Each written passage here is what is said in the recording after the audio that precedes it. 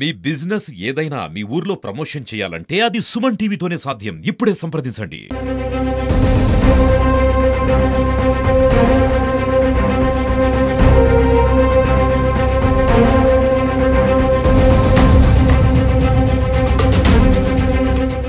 Seize the ship. If any pressure comes from central government, we'll see.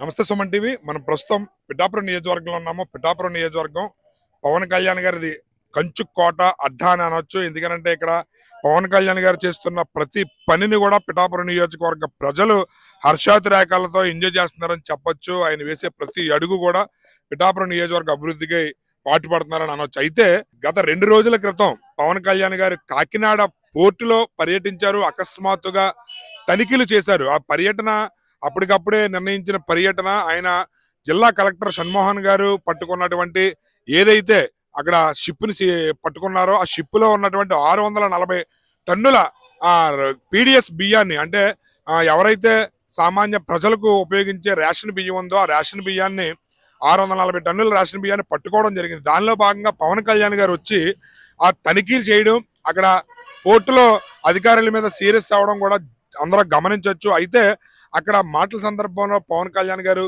Seize the ship అనే పదాన్ని వాడడం జరిగింది.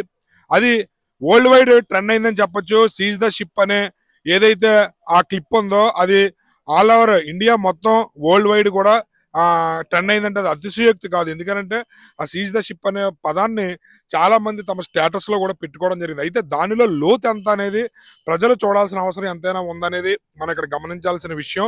ఇక్కడ పిఠాపురం ప్రజల స్పందన ఏ విధంగా ఉంది ఈ సీజ్ ద షిప్ అనే దాని మీద, అదే విధంగా పవన్ కళ్యాణ్ గారి పోర్టులో ఈ రేషన్ బియ్యం సంబంధించి అకస్మాత్తుగా తనిఖీలు చేయడం వెనకాల ఈ పిఠాపురం ప్రజల స్పందన ఏ విధంగా ఉందనేది ఒకసారి మనం వాళ్ళ మాటల్లోనే అడిగి తెలుసుకుందాం. ఎలా ఉంది పిఠాపురం? పవన్ కళ్యాణ్ గారు మన పోర్టుకు వచ్చారు కదా, పోర్టుకు వచ్చి సీజ్ ద షిప్ అని చెప్పి అక్కడ అకస్మాత్తుగా తనిఖీలు చేశారు, రేషన్ బియ్యాన్ని పట్టుకున్నారు. ఎలా అనిపిస్తుంది? పని మొదలెట్టాడు సార్.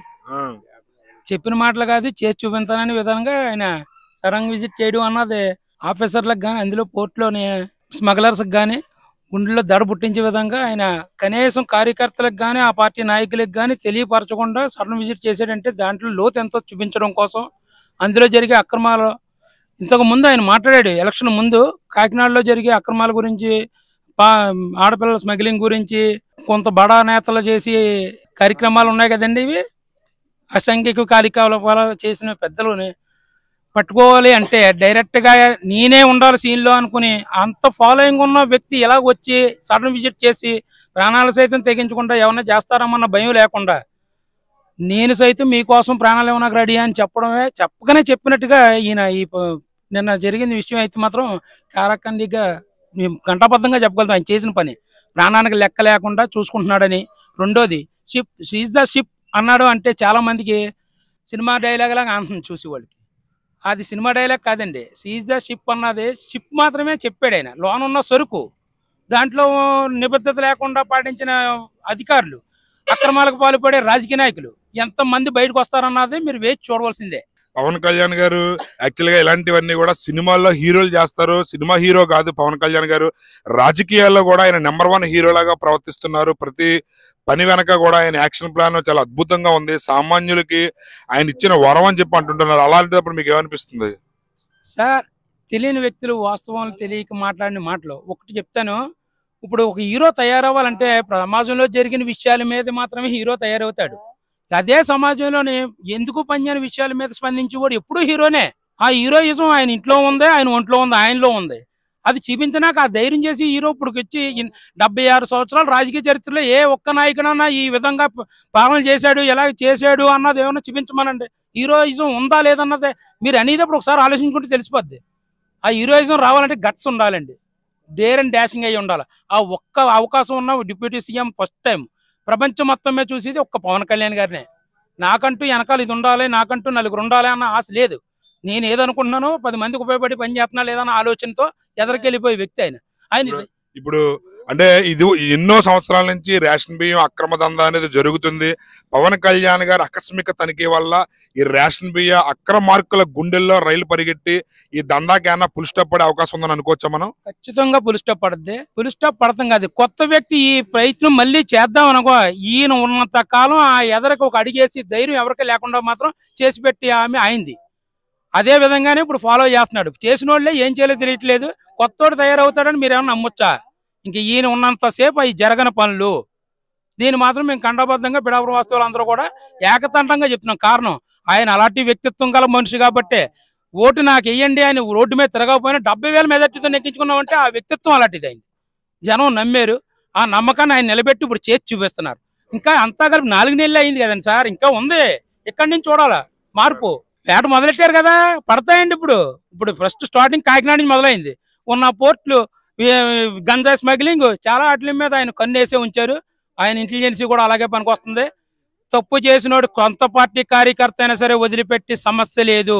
ఆయన మొహమాటం లేకుండా నిర్మోహమాటంగా చెప్తున్నాడు, నువ్వు నా వెనకాల ఉండకపో, నువ్వు తప్పు చేయనకైతే నా జన సైనికుడు కాదు, జన సైనికుడు అయితే తప్పు చేయడు.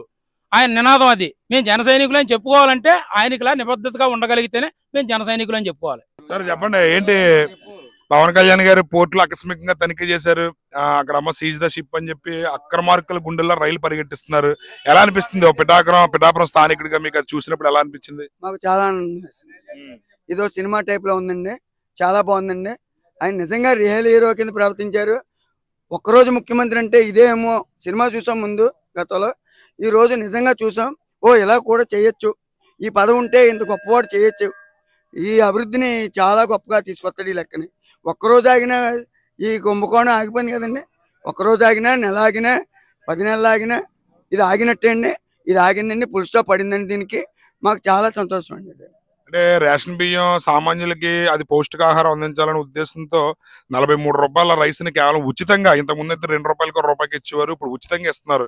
అలాంటి రైస్ ని కొన్ని వేల కోట్లు, సుమారు సంవత్సరానికి దాని పేరు మీద 9,000 కోట్ల వరకు వ్యాపారం జరుగుతుందని చెప్పి అంటున్నారు. 5 ఏళ్లలో 9,000 కోట్లు జరిగిందని అంటున్నారు. అలాంటివి చూసినప్పుడు మీకు ఏమనిపిస్తుంది? మరి అది నిజమే కదా సార్, అది జరిగింది కదా, మనకు తెలుసు కదా, మనం చూస్తున్నాం కదా. రోజుకి కోటా నెల 1వ తారీఖు వచ్చేటప్పుడు కోట ఇస్తుంటే కోటా ఇచ్చేటప్పుడే వచ్చి కూర్చున్నారు అది కొనుక్కోనాక. వాళ్ళ బతుకు తెరువు కోసం వాళ్ళు కొనుక్కున్నారు. కానీ ప్రతి దిక్కున కొనేసుకుని తక్కువ కొనుక్కుని ఎక్కువ అమ్ముకుని. మరి ఏంటి మీ ఎమ్మెల్యే గారు, డిప్యూటీ సీఎం గారు నిన్న ఆకస్మికంగా పోర్టులో తనిఖీలు చేశారు, ఎలా అనిపిస్తుంది మీకు? సీజ్ ద షిప్ అన్నారు. రియల్ హీరో కింద కనపడుతున్నాడండి ఆయన జనానికి. చాలా గొప్ప వ్యక్తి అండి. అది అందులోకి రోజుకో యాక్సిడెంట్ జరిగేదండి. రోడ్లు కూడా బ్రహ్మాండంగా వేయించారండి ఆయన. గ్రామాభివృద్ధులు కూడా బ్రహ్మాండం చేస్తున్నారండి. డ్రైనేజీలు, రోడ్లు అన్ని కూడా వేస్తున్నారు. ఇప్పుడు ఆయన పోర్ట్ లో సడన్ గా అనుకోకుండా పర్యటన సాగింది. పోర్టుకు వచ్చి ఆయన ఆకస్మికంగా తనిఖీ చేస్తారు. అధికారుల మీద కూడా కోప్పడ్డారు. దీనివల్ల ఏమన్నా రేషన్ బియ్యం అక్రమ దందా చేసే వాళ్ళు ఏమన్నా ఆగుతారని అనుకోవచ్చా? దీనివల్ల ఆగుతారండి, కంపల్సరీ ఆగుతారండి. కానీ ఆగరండి, మరిగిన వాళ్ళు ఆగరు. దాన్ని గట్టిగా చేస్తేనే ఆగుతారు. సీఎం స్థాయిలో ఆయన వచ్చి అక్కడ ఎంక్వైరీ చేసి అన్ని చేశారు కాబట్టి కొంత ఆగుతుందండి కొద్దిగా. అదన్నా 4 రోజులు 5 రోజులు అలా చేస్తూనే ఉండాలండి. లేకపోతే మామూలుగా సంస్కృతం మూసేలా, లేకపోతే రోజు అలా జరుగుతూనే ఉంటదండి. డబ్బులు మరిన వదులుతాడేటండి. పవన్ కళ్యాణ్ గారు ఇది వరకు రేషన్ బియ్యానికి బదులు వాళ్ళ అకౌంట్ లో డైరెక్ట్ గా డబ్బులు ఇస్తే వాళ్ళకి నచ్చిన వస్తువులు వాళ్ళే కొనుక్కుంటారని చెప్పి అన్నారు అప్పట్లో. అది రేషన్ బియ్యం ఇస్తే మంచిదంటారా, లేకపోతే రేషన్ బియ్యం బదులు దానికి తగ్గ డబ్బులు ఇస్తే మంచిదంటారా? అది 2 రకాలుగా ఇవ్వాలండి. బియ్యం కావాలని బియ్యం పట్టుకెళ్తారు, డబ్బు కావాలని డబ్బు కట్టుకెళ్తారు. ఆ టైప్ లో ఉండాలండి. అంతేగాని కొంతమంది ఈ బియ్యమే దీని మీద ఆధారపడతారు. మళ్ళీ బయట కొనాలంటే 50 రూపాయలు ఎట్టి గట్ట కొనలేరు కదండి.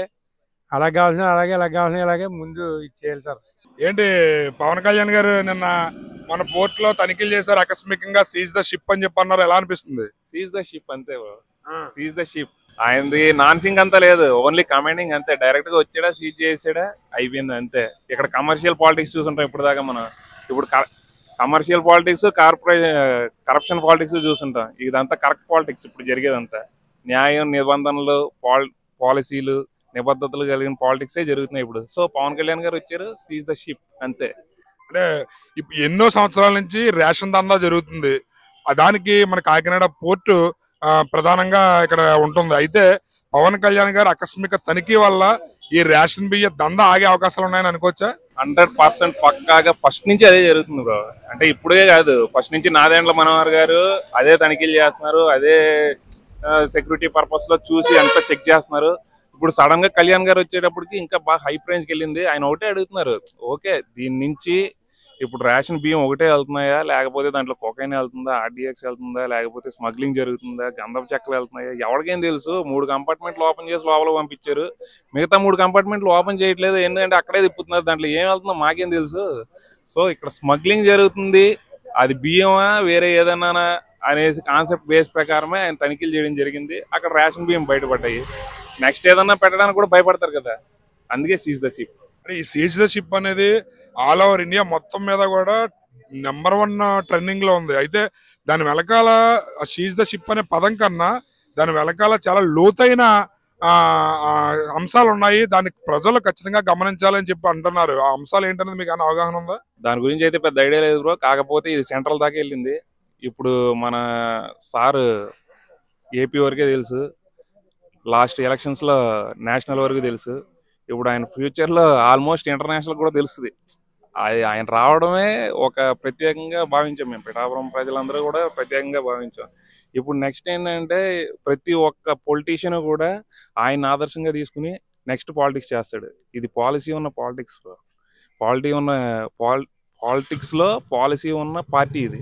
సో దీని బేస్ అయ్యి అందరూ ఈయన ఒక బ్రాండ్ అంబాసిడర్ గా తీసుకుంటారని మేము భావిస్తాం. ఎలా అనిపిస్తుంది అంటే అలాంటి నాయకుడు మీ పిఠాపురం ఎమ్మెల్యేగా ఉండడం మీకు ఎలా అనిపిస్తుంది? హార్ట్ఫుల్ గా అదృష్టం బ్రో, మాకు హార్ట్ఫుల్ గా అదృష్టం. మా అదృష్టాన్ని మేము యూజ్ చేసుకుంటున్నాం అంతే. అది పిఠాపురానికి దక్కింది. అది దేవుళ్ళు శ్రీపాదవల్లభ స్వామి పాదగయ పుణ్యక్షేత్రం శక్తిపీఠ స్వామివారు ఉండడం వల్ల మాకు తెలియదు, కానీ అదృష్టం మాకు దక్కింది అని మేము ఫీల్ అవుతున్నాం. సార్ ఏంటి ఎలా అనిపిస్తుంది మీకు? పవన్ కళ్యాణ్ గారు ఆకస్మికంగా పోర్టులో తనిఖీలు చేశారు, 640 టన్నుల రేషన్ బియ్యాన్ని పట్టుకున్నారు, దాన్ని సీజ్ ద షిప్ అని చెప్పి అన్నారు. ఎలా అనిపిస్తుంది మీకు? చాలా గొప్ప శుభ పరిణామం అండి ఇది. మేము పల్లెటూరులో ఉంటాం, రైతులందరం కూడా.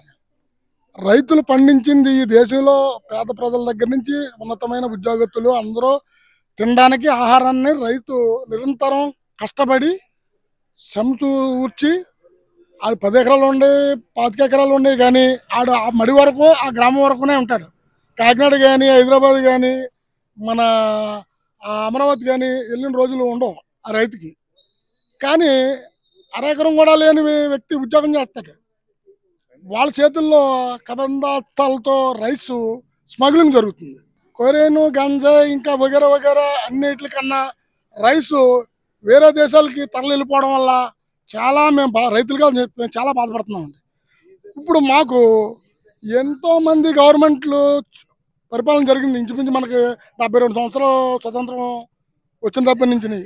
కానీ ఇలాంటి నాయకుడు యుగానికి ఒకడు నాయకుడు అంటారు. అలాగా మనకి కలియుగంలోని పవన్ కళ్యాణ్ గారు చాలా గొప్ప నాయకుడి కింద మేము గుర్తున్నాం. మేము వేరే పార్టీలు ఎన్నో పార్టీలకు ఓట్లు వేసాం, కానీ మా పిఠాపురం రావడం, మా పిఠాపురం ప్రజలే కాదు ఈ దేశం గర్వించే స్థాయిలో ఆయన పనిచేసుకుని వెళ్తున్నాడు. కానీ కలెక్టర్ దగ్గర నుంచి ఐపీఎస్ కాడి నుంచి ఐఏఎస్ దాకా కూడా ఎవరు కూడా పని మీద దృష్టి లేదు అని ఆయన గ్రహించాడు.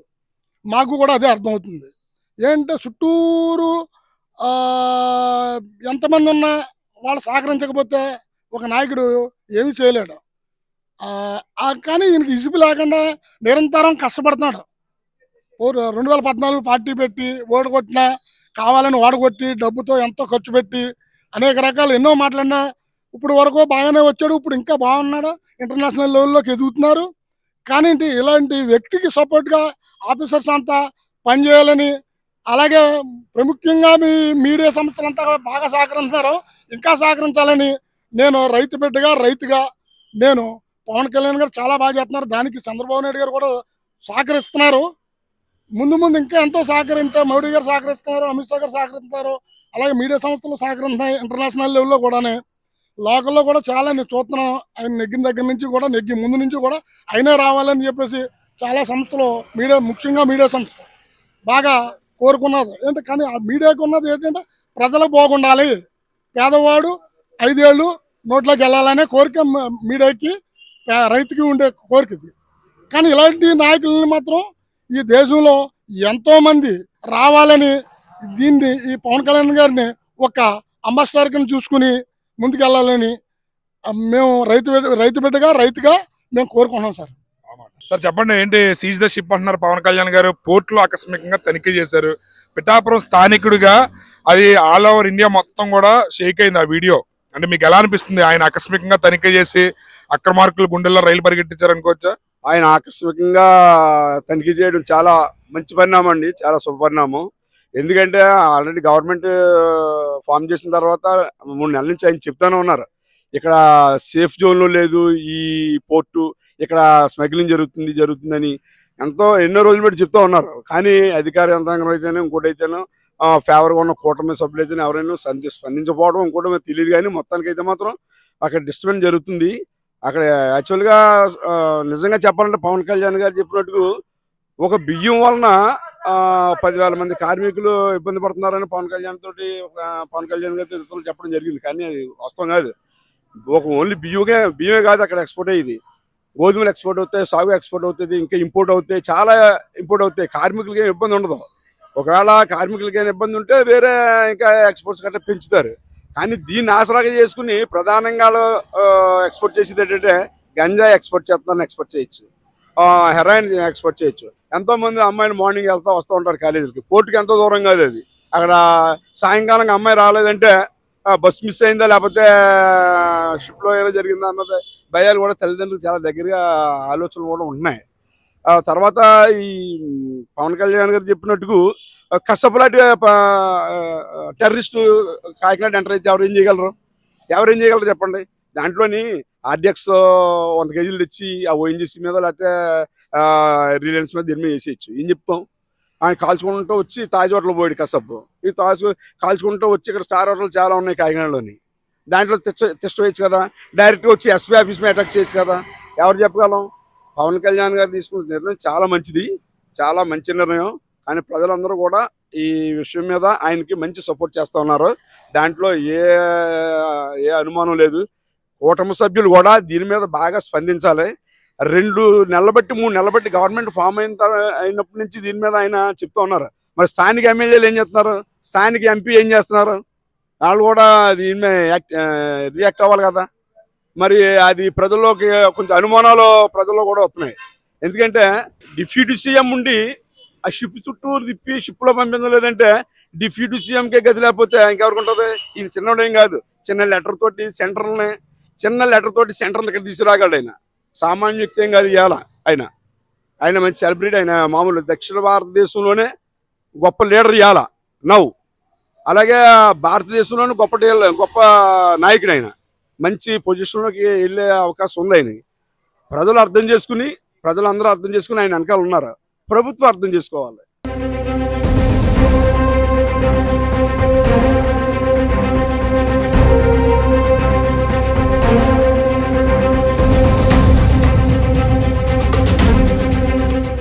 Seize the ship. If any pressure comes from central government, we'll see.